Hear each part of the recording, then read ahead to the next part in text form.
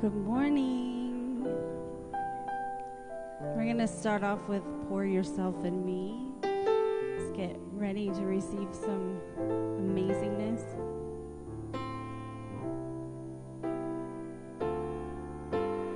Pour yourself in me. Pour yourself into my heart. Oh, wonderful Spirit.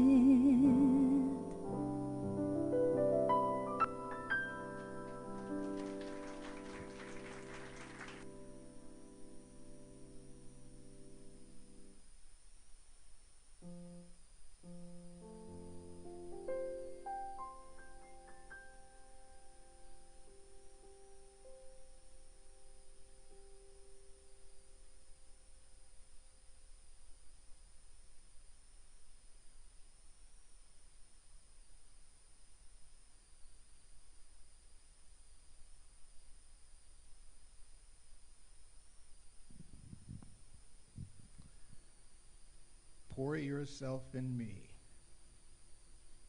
As I contemplate those words, I am reminded of that divine essence,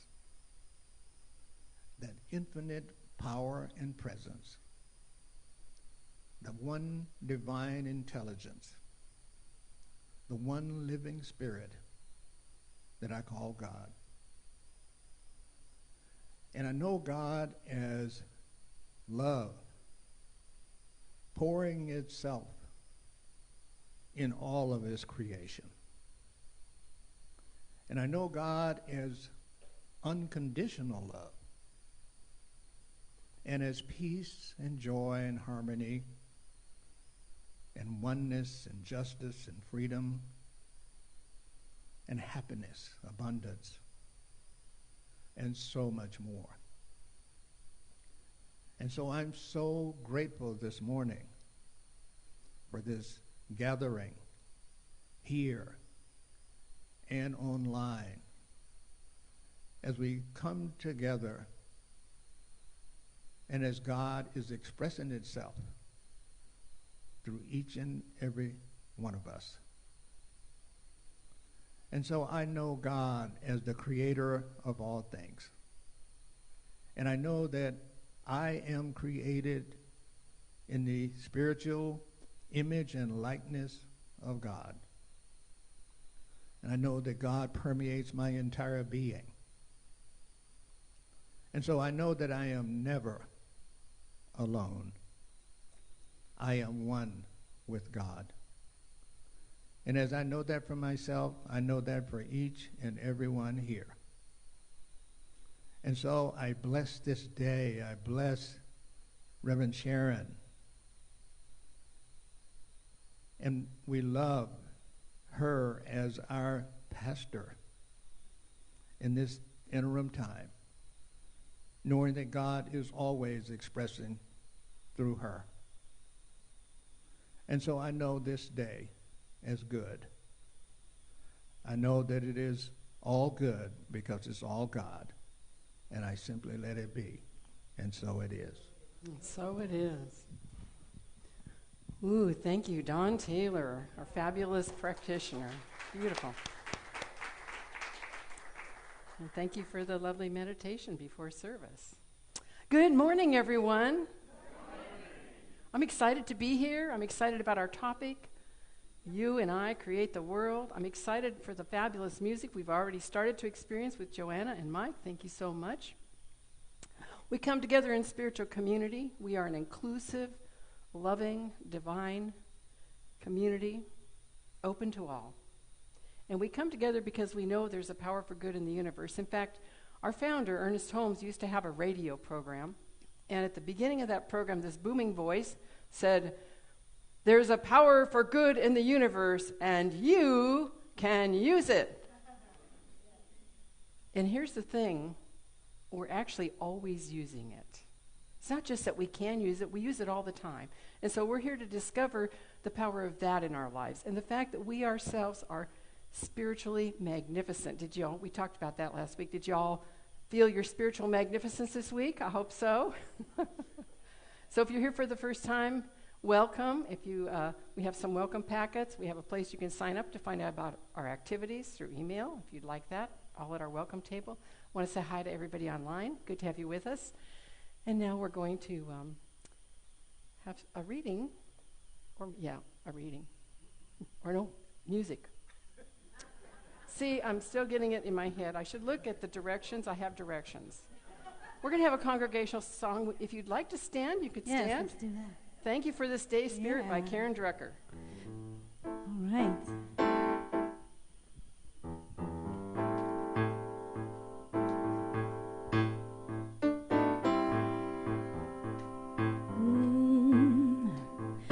Thank you for this day, Spirit. Thank you for this day. Thank you for this day, Spirit. Thank you for this day.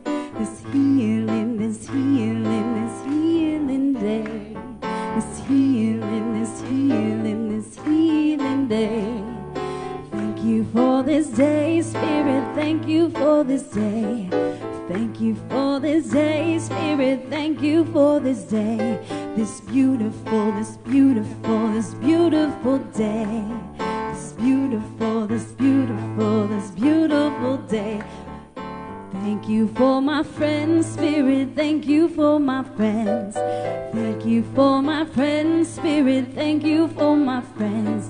My wonderful, my wonderful, my wonderful friends. My wonderful, my wonderful, my wonderful friends. Yeah. Thank you for this day, Spirit. Thank you for this day. Thank you for this day, Spirit. Thank you for this day. This healing, this healing, this healing day. This healing, this healing, this healing day.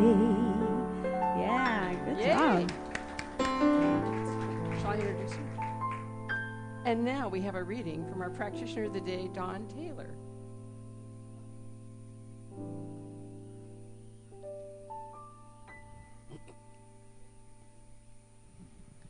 Good morning once again.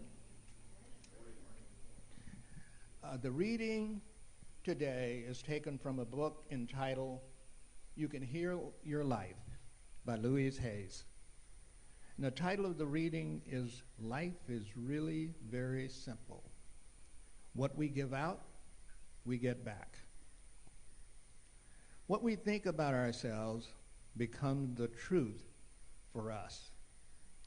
I believe that everyone, myself included, is responsible for everything in our lives, the best and the worst. No person, no place, and no thing has any power over us, for we are the only thinkers in it. When we create peace and harmony and balance in our minds, we will find that in our lives. Which of these statements sounds like you? People are out to get me. Or everyone is always helpful. Each one of these beliefs will create quite different expectations. What we believe about ourselves and about life becomes true for us.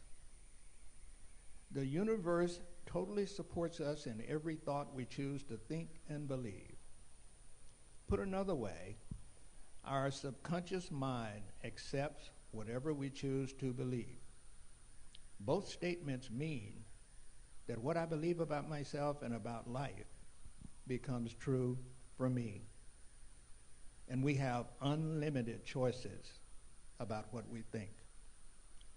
When we know this, then it makes more sense to choose everyone is always helpful rather than people are out to get me. Because what we give out, we get back. And so it is. And so it is. Thank you. Yay, John.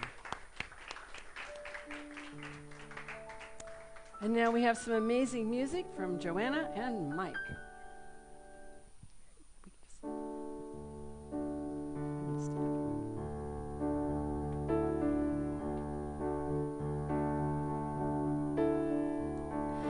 Think of your fellow man, lend him a helping hand, put a little love in your heart. You see it's getting late, oh please don't hesitate, put a little love in your heart, yeah. And the world will be a better place, and the world will be a better place for you and me. You just wait and see. Another day goes by, still the children cry. Put a little love in your heart.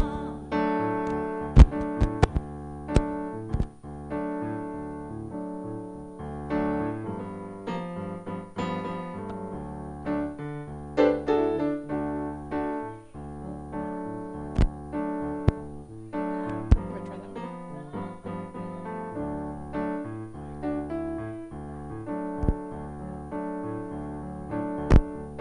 It's not what's doing it. I'll turn this on.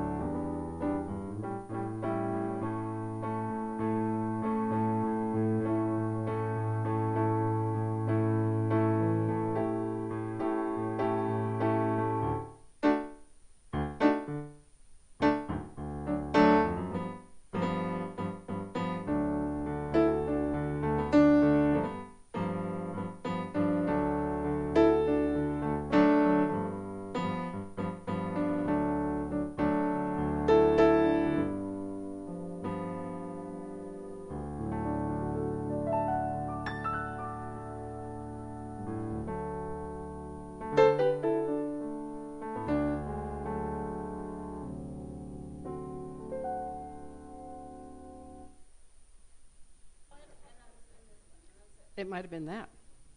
That was my first thought, but it's not doing it anymore, yay.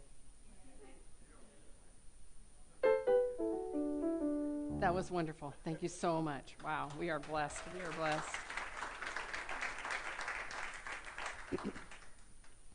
So today, we continue with the theme on relationships. This whole year is about living everyday wonder.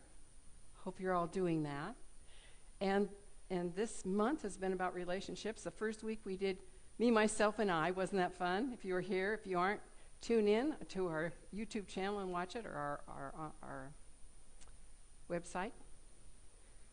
Last week we did You and I, Are We? It was about relationships and our personal lives. And this week it's about You and I Create the World. So what do you think about the world? When you say, the world I live in, what are your thoughts? Are you feeling a little apprehensive about stuff you know is going on out there? Is there separation between myself and my personal world, and it's safe here, but it's not safe, or things are scary, or do you really believe that what's happening, the chaos in the world, is moving us toward greater good, toward greater wholeness, that stuff needs to come up so it can be healed, that we're awakening to the divinity that is within all of life, and we're changing, actually transforming the world itself. So that's what we're looking at today. I listened to I guess it was a podcast, an interview that Brene Brown had with Dr. Sean Wright. I got it right. Dr. Sean Wright. There he is. You have him, right? And the first thing she always does when she's interviewing people is ask them to tell their story. Sean was raised in Riverside, California, in a working class neighborhood, working class family. And when he was in school, I'm guessing high school, it might have been a little before that, he had the experience of watching a knife fight.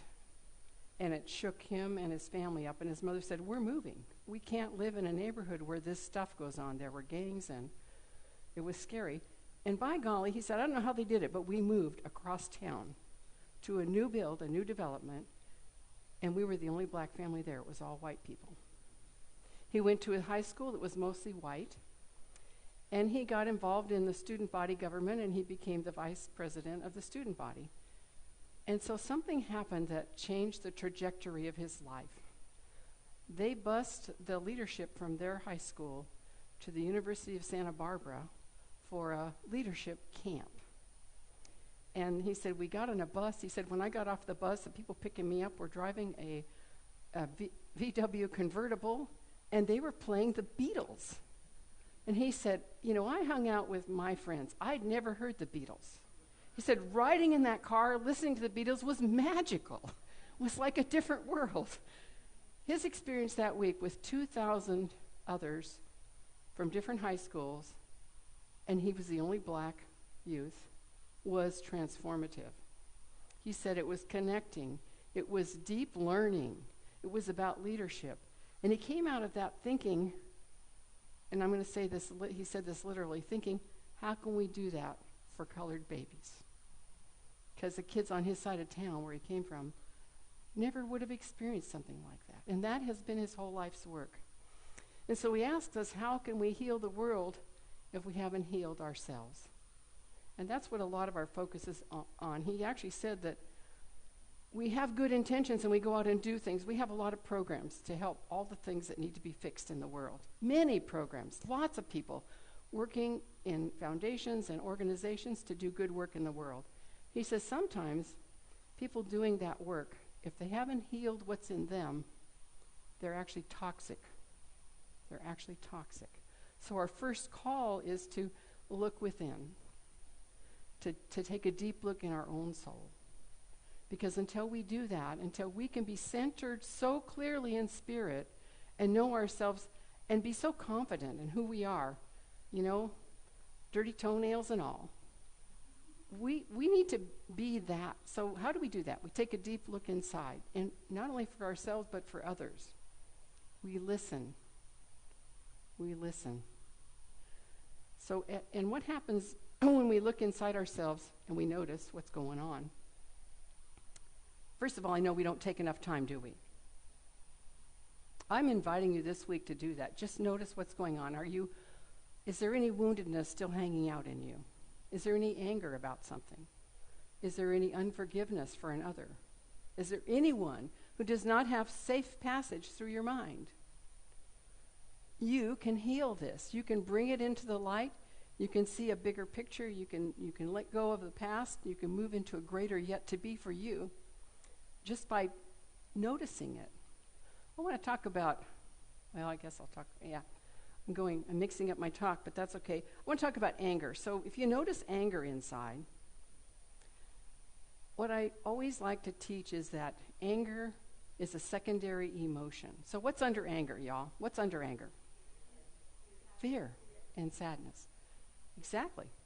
It's pain of the past can make us angry, and fear of the future. You hit the nail right on the head. And so what I've discovered is that that's the thing that needs the healing. It's not the anger. You know, they used to do kind of a psychotherapy thing where they would take bats and hit pillows and get the anger out, get the anger out, get the anger out. And what they discovered is that just made people live in anger more. Let's don't do that. But when we're communicating with another person, if we can actually express the pain or the fear, it begins to dissipate and dissolve. And that's the place to heal all of that. Probably have some great notes here. So we're going to heal the world by healing ourselves, by listening to the stirrings of our own soul and to others. And I think this is one of the keys. Sean talks about pivots. He has a book called The 4 Pivots. And one of the pivots is looking through the lens into looking in the mirror, which is instead of looking out there to see what's wrong, I look in here first. So that's what we're talking about. Another pivot he has is to move from transactional or doing things out in the world to transformative. How do we create transformation in ourselves and others? And it is that deep, deep connection. It's that deep listening. And you know what it takes? Patience. It takes time. Are we willing to give ourselves the time and the patience to be present first with us so we can let go of what isn't the truth of who we are and step into who we really are, our divine beingness? And when we listen with an ear to bring conscious awareness to what is unconscious, we may tap into the creative impulse itself. We tap into God, which opens the conversation up to the influence of the universe, which is wholeness, which is love, which is the glory of our own being. So besides listening and doing that deep listening, we need to begin to speak true words. Speak the truth. We know that words describe the past, but words that come from the past don't create our future. So let us speak from, and I want to say Bruce Sanguin uses these words, let us speak from what is yet to be, the greater yet to be. Speak from the living waters, like speak from spirit into what you want to manifest, what you want to create, right? It's hard to speak the truth sometimes, isn't it? Have you ever noticed that? I teach conflict transformation, communication, and those are like things I've always been curious about. How do you handle conflict? When I teach conflict classes, I ask people how do they deal with conflict. So when something's uncomfortable, maybe you need to tell someone, well, let's just say conflict is coming at you. What's your normal reaction? And it's interesting to me because what happens is adrenaline rushes through our system into that fight or flight, right? And some of us run and some of us fight. For the most part, when I'm teaching ministerial students, most of them do the flight. They either flee or they withdraw or they appease, which is kind of another form of, like, I don't want to go there, I'm not willing, right? What I want us to become aware of is that conflict is healthy. That being able to clearly speak our truth in a loving way where someone feels that I'm on their side, I want them to understand, can transform our relationship and the world. So it's about being willing to stand in that. I have a quote on a slide that says, radical honesty comes from deep self-acceptance. So you can do this only and especially if you really accept who you are. Just the way you are. We must give up the idea that we have to be perfect to be loved. I honestly believe that. Growing up, I knew I was good because I had to be perfect, and I'm still working on that perfectionism. I'm just trying to, let my hair be a little messy once in a while. It's hard to do, isn't it? If you think you have to be perfect to be accepted and loved. And the truth is, we would love each other just the way we are. I remember someone told me that when we were having a deep conversation that in a class she was in or a group she was in, people shared from their hearts who they were. And she did not accept or love herself at all. But she realized that this other person that had a lot of problems and wasn't perfect at all, that she loved her. She said it opened her eyes to the possibility that then she could be lovable. Can you believe that? This is what we're called to do. We're called to create those safe spaces. When he says, when Sean says, go from active to transformational, it's creating that spaciousness where we can see each other through the eyes of love, see the divinity, the potential, the wonder of the other. And do that for ourselves. You know, in the Bible, Jesus, when asked what is the most important commandment, he says that you love the Lord your God with all your heart and all your soul and all your mind.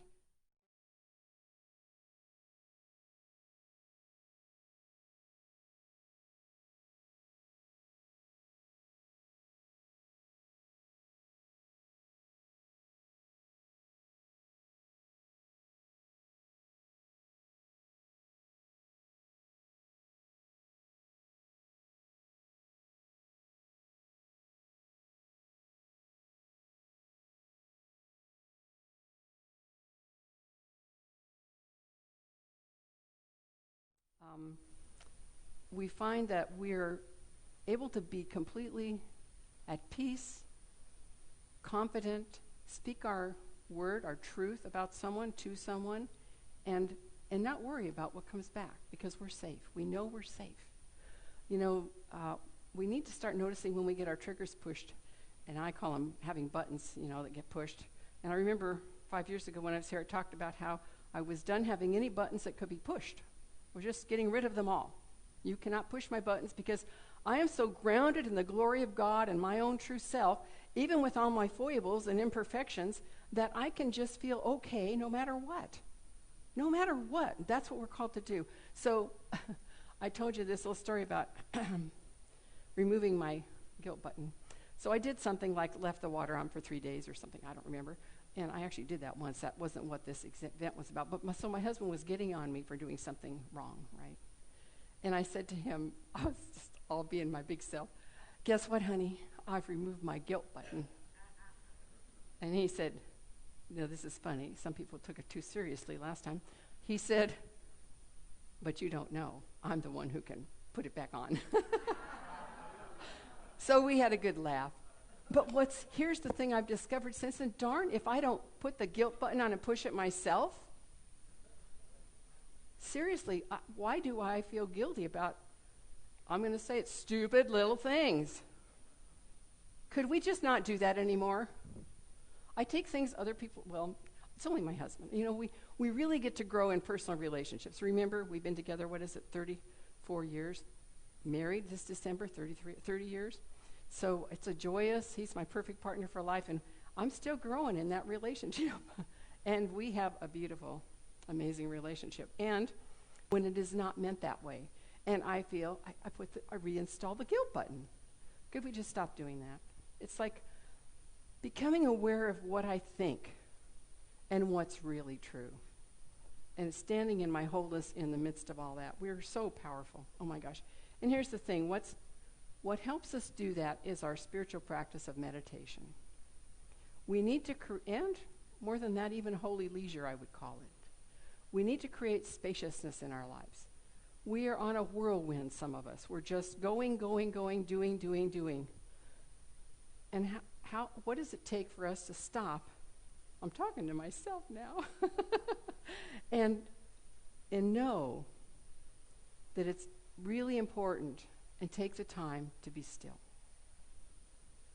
To center in spirit, to listen to what's within me, but also just to be still and see what comes up. And I want to tell you about meditative practice just a little bit. Some of you have taken big classes in that and have done it for decades. But if you haven't, and even if you have, it's always good to remind myself. What happens when I go to meditate? You know, things start to come through my mind, don't they? Sometimes it's the list of things I need to do. check. And there's one process that you can use where you just notice that and then let it go. You just kind of let it float by. And then the more you do that, because I remember when I was first learning to meditate, the idea was you would picture a blank screen in front of you, and I want you to know that never worked for me. It just did not. So you have to be present with what's here. Sometimes it's something that needs to be processed. Sometimes it's something that we could gain wisdom from, but sometimes thing happens and you create this sense of nothingness. What Deepak Chopra would call, you enter the gap, a place where you're not even thinking, and it's precious. It's precious. And there's a sense of expansiveness, and ultimately, and I've had this experience, an overwhelming sense of love, a connectedness to life that goes, it's like that amazing, deeper consciousness that knows we're one with everything without us thinking it. It's just a sensing into the power of oneness and love. And my goal is just live from that place of oneness, always to love and accept everyone, whoever they are, whatever they're doing. Because I know if they knew better, they'd do better. I tell myself that sometimes, do you? So when we do that, and the other thing is, sometimes we make that work, don't we? Let's not do that. The Benedictines have an idea of holy leisure. And even Dr. Sean talks about how, because we're so rushed in our world today, feel that we're judged by what we have to do, by what we accomplish, by our success in life, that we don't take time to just play and rest. And for the Benedictines, holy leisure is doing nothing, and it's also playful, recreation. One of Joan Chittister says, and a book by Joan Chittister is what our book club's using right now, but she says in a different book that today we've made our recreation into competitive sports, and we made our recreation into work. But recreation should just be for fun. Let's find it fun in our lives. Sometimes it's just using our creative juices, right? We can and do change the world by just doing all of these things. Oh, yes. One of the things we have to do is give ourselves permission to fail bravely. You made any mistakes in your life? Would it be okay if it was all right to make them? In fact, would it be okay if mistakes are part of your evolutionary transformation into becoming all that you are? Can we let go of any judgments about any stuff we should have done differently, please, today, right now, and just brush it off? Don't want to do that anymore. Our failure is information. We have to make it okay for others to fail, make mistakes, do things, forget things, hurt us. They will learn from that, especially if we can stand in our confidence and speak the truth to them. A healing will happen. We need to be brave and do that for them and for ourselves when we make mistakes, because that's not who we are, and yet our mistakes grow us. So this is from Bruce Sanguin. I love this. He says, our intention is to soften the internal and external voices of judgment, soften those, that limit our creative expression, are leaning into a preferred future. So those judgments keep us from moving forward. Could we just quiet those internal and external voices of judgment? He goes on to say, failure is an evolutionary consequence of experimenting with new behaviors and new possibilities. So, we're not living fully if we're not screwing up sometimes. So he says, embracing failure is a practice that liberates the ecstatic urge for adventure, surprise, and to co-create the future. So let's go do something crazy, right? Michael Jordan says, I have missed more than 9,000 shots in my career. Michael Jordan. I have lost almost 300 games. On 26 occasions, I have been entrusted to take the winning game shot, and I missed. I have failed over and over and over again in my life, and that is why I succeed. Okay, here's my favorite one. Abraham Lincoln. Success is going from failure to failure without losing your enthusiasm. That's the one I do. So is there a place in your life where you're holding back because you're afraid that's too much, I can't do it, I'm not the one? You are the one. You were born knowing you were the one. And sometimes that's just gotten pulled away from you or covered up. So step back into knowing you're the one. You have a purpose. You have a high intention in the world. It's amazing. Ah, yes. So it's about us taking responsibility to be free. And this is from Bruce Sanguine. He says, we assume radical responsibility for our lives and the life in community. This encompasses body, mind, soul, and our relationships with ourself, the other, the earth, and the divine. And that's what we're here for. I have a quote from Christian D. Larson in The Pathway of Roses. He says, when you begin to live and work for a great purpose, you get into the current of great forces, great minds, great souls. You gain from every source. All the powerful lives in the world will work for you. You become a living part of the movement in the world that determines the greater destiny of man. You become one of the chief elements upon which will depend the future of countless generations yet to be. So what does that mean for me? What is it mine to do? What is yours to do? Free yourself up and discover what your gifts are. It could just be helping a neighbor. It's not like you have to, go change the world or start a foundation to heal this problem or that problem. Maybe you are the one to do that. Maybe you're the one to teach, to be a counselor, to heal.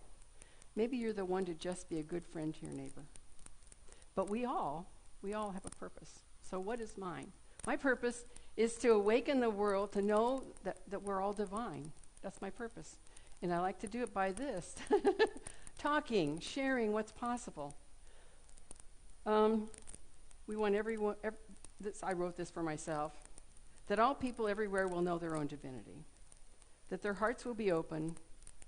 They will know their connection and oneness with God and each other. This is the key to peace, prosperity, and wholeness for the planet.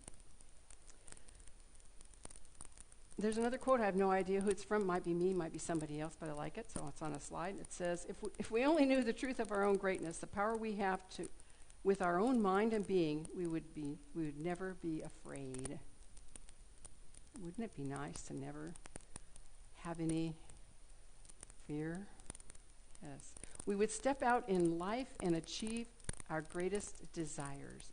We would heal our past and create a new future, paving the way for many others. Henry David Thoreau says, if I advance confidently in the direction of my dreams and endeavor to live the life which I have imagined, I will meet with a success unexpected in common hours. So what is your dream? It's when we take time to listen within that we get inspired to use our gifts. We get inspired and things come to us that are ours to do. So it's about creating that spaciousness, that playfulness, that fun in our lives. It's about being centered in spirit.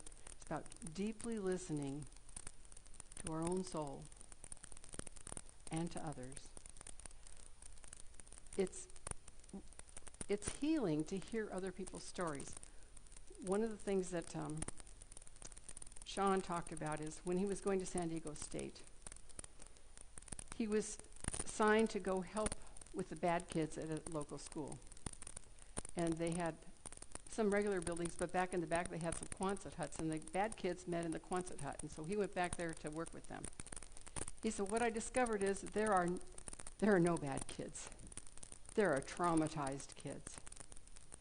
And so he and fellow students decided they wanted to do something significant. And he said, I can't believe we did it, but we actually arranged with San Diego State to have a summer camp for the bad kids, the traumatized kids. He said, we talked to the kids, we talked to pastors, we just went out and tried to invite as many people we thought could use this summer camp. San Diego State gave them dorm rooms. They got 50 kids to come to San Diego State for summer camp. He said it was transformative for them. Here he is, bringing in, the disenfranchised, might not have been all colored babies, but a variety of people that were really outcasts because they'd been traumatized, brought them to a place of healing. He says, not only did it transform their lives, but it transformed the lives of all the young people that created this experience. I was just the beginning, and that's the work he does in the world. There is so much of that going on. Let us support it. Let us know that that's happening, that people are being healed. I was very touched by his story and the work he does.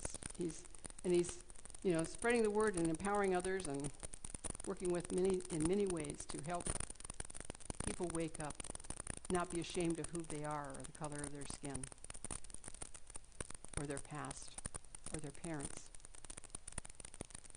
It's the kind of work we're here to do. Whether it's just encouraging others, stepping up and volunteering, we're creating spiritual community here that is waking up to what's possible in the world, and I'm grateful you're here with me to share that. I love the amazing people in our community that are doing work in this area. We have Diversity and Inclusion Committee. Did a fabulous presentation about Juneteenth, and they're doing good work to help us. I think here I also heard that there was created an opportunity to really sit and listen to each other, and that is the most powerful thing we can do. Because when we really hear the hearts of others, it forms us. It connects us in a deeper way to the Spirit and to the one and to each other. So I know as we go forth today, we listen deeply, we speak the truth, we feel confident in who we are, we fail bravely, and we shine in all our glory. And so it is. So it is. Thank you. Now, let's see easier.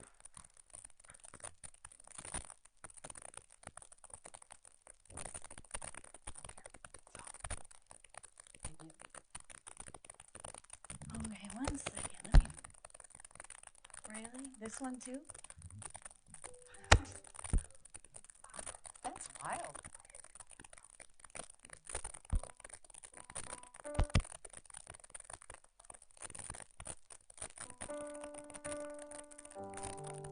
Do we try it like that? Does that work? I'll just change this really quick. I'll change the microphone.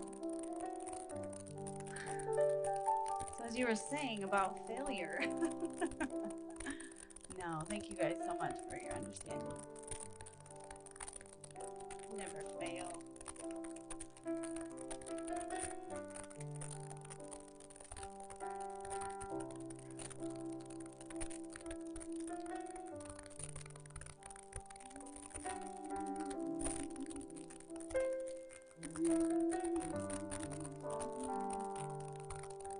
Almost there.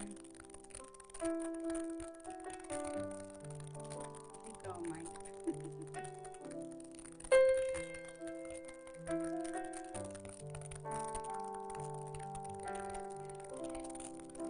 I think you know, right? I think you know right now.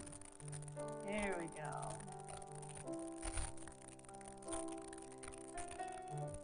This is the one.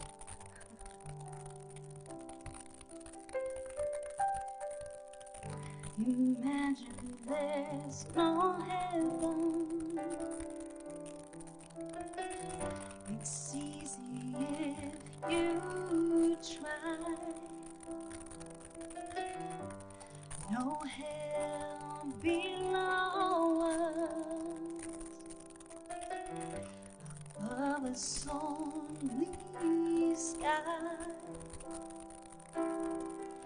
Imagine all the people living for today. Imagine there's no countries. It isn't hard to do. Nothing to kill or die for, and no religion too. Imagine all the people living life in peace. You may say I'm a dreamer, but I'm not the only one. I hope someday you will join us in the world.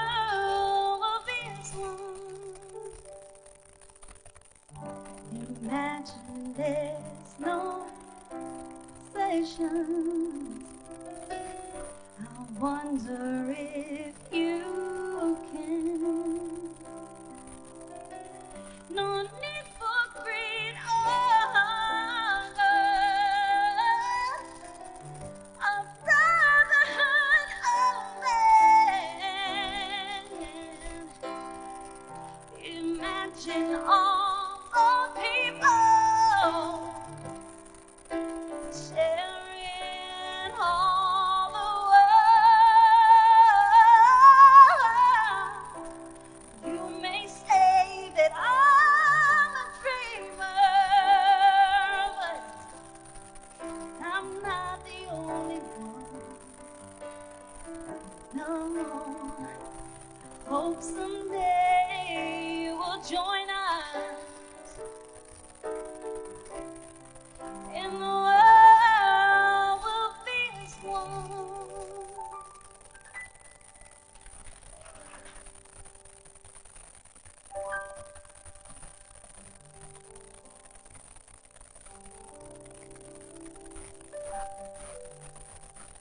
Just imagine.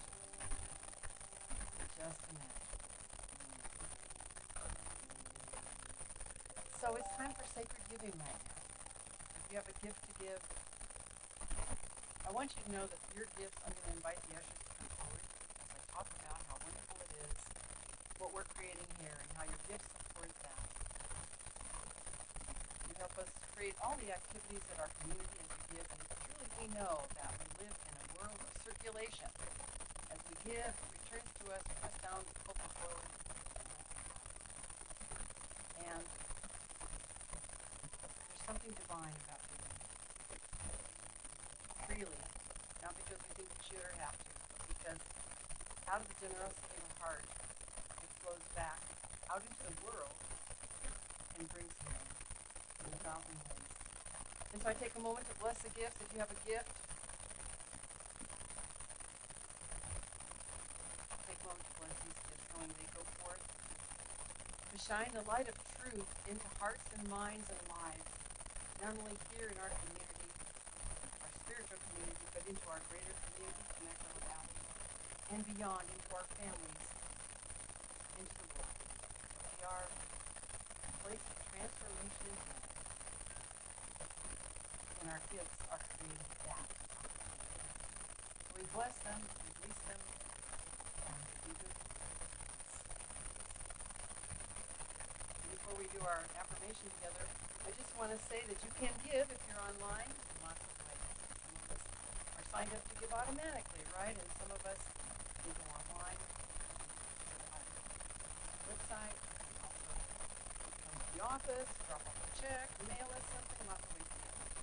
So let's all join in our affirmation. Ready? Divine love through me blesses and multiplies all that I am, all that I give, and all I am prosperous now.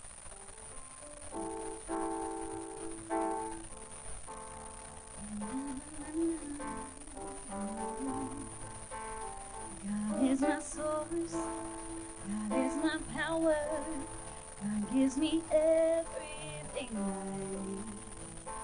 So I give thanks for all my blessings, God gives me everything I need.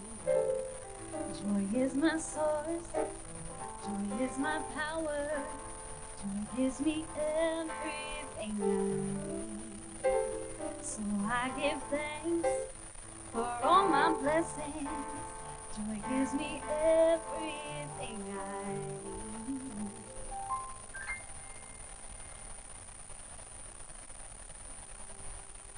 So we have a few announcements today. The book study group starts again at 10 a.m. on Wednesday, July 27th. That's on Wednesday. The book they're using is Gift of Years, Growing Older Gracefully, and I understand from them that even young people want to read this book. It's coming. If you'd like to join the group, please contact Julie Mims, our organizer, and they will send you the Zoom link because this group meets on Zoom. We also have the men's ministry. It meets on Wednesdays at 9 o'clock, both in person and at Journey's Restaurant. So contact Reverend Michael Summers. Reverend Michael, I saw you. guy back there. Let's look for him if you'd like to know whether they're meeting at the restaurant or. Okay, let's see. Sister in the Spirit Women's Group meets the third Thursday of the month for breakfast at 9 a.m. at Jerry's restaurant, and that's this Thursday. We have a community connection that's facilitated by doing these online on Wednesday evenings at 7 p.m. This is a time for discussion, connection, meditation, and share. It's really a wonderful place. And we've got the you can see Julie, because actually the link is in the email we send out every week, and we just have it up there. But you will need a password, so talk to Julie with the password. We'll start posting it. I'll hiking folks on hiatus. So we know that sacred service is a joy. But there's something wonderful about giving a service to this community. So if you're interested in some of these opportunities, let us know. We're looking for someone to back up Zach. We thank you, Zach. We're doing our broadcasting. Not only that, he sets up this whole room, because the chairs aren't like that. He moves furniture. It's a big deal. Our musicians also set up sound good. A lot of big people. If you want to help Zach, especially for the some of the opportunity to help fill in for maybe PowerPoint forward, logo, broadcast information. See that need. Also, let's see, we have a sunshine committee. Who's in charge of the sunshine committee? Way back there. See her. Is that your name? Oh, that's Kathy. Hi, Kathy. Okay. Let's see. Okay, that's Kathy. See Kathy. So here's what the sunshine committee does. Oh, it's Nancy. See, I can't hear you. Can't see, can't hear. No. I knew it was Nancy and Bonnie that did all this work. They're the ones that bring Burmese to God. I'm ahead of myself. So they send out birthday cards. They also make calls, connect to community care. Here, this is Sonic sheet here. Also, we're thinking about starting. We have 2 children here last week. Out here, we start to get some people together to talk about how see. Burmese for God is today. It's your last day. Put that high get in there. And I think I'm going to do that. I'm excited. Today, immediately following the service, we're having a town hall in this room. And bless your heart, tonight we're staying. It's not going to be too long. We're only going to take like a 10-minute break. And then come right back in. So there's going to be a lot of people. I've heard some little snacks out there. So be fast. Hit the restroom, whatever you need. Maybe 45 minutes. But I know you're all wondering what's next, right? I'm just your internet. So how does this work? I'll tell you all about it. We're also going to look through our leadership board. Let's let them see them doing great work behind the scenes out there. And I so appreciate everything that they're doing. So come back in 10 minutes. But it'll be a chance to ask questions, give your ideas. We're going to have another big gathering later in September where we can all your ideas, hopefully. Let's see. Now I'm going to get closer to you. So just take a moment with me to turn within to the power, the presence, the life, the love that is divine, that is God, that is the glory of my own being and yours. This one presence in through and all around all of life expressing uniquely. And as I settle into the awareness of this presence, I know that it is divine, guiding it is unbounded prosperity. Right now, I open my heart and mind to know that there's a bounty flowing into everything. It's beyond.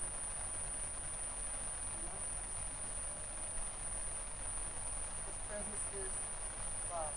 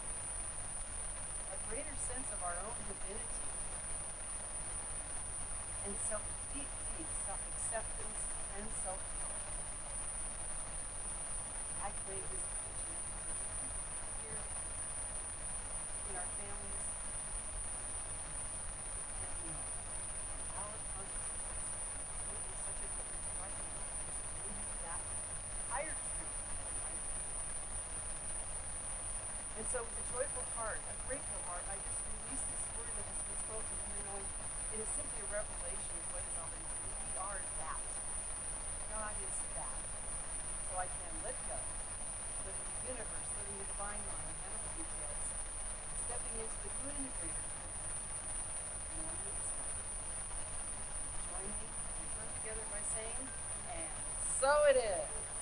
I want to say praise God. Woohoo! All right. Now we have, thank you. Thank you. Let's pray. We have some fabulous music. Join in. Praise God. Our release. Oh boy, let's let that old stuff go. Yeah, let it go. Let's release it. Release it. Have a good week. There's a time in my life, thought I had to do it all for myself. I didn't know the grace of God was sufficient. I didn't know the love of God was in.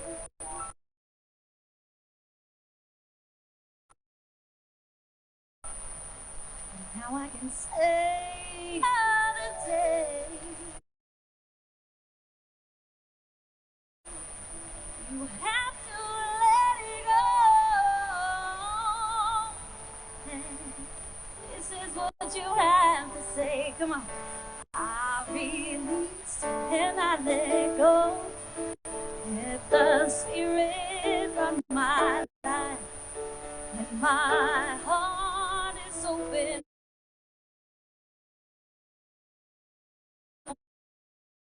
Why? Yes, I only live for God. No more struggle, no more strife. With my faith, I see the light. I am free in the Spirit.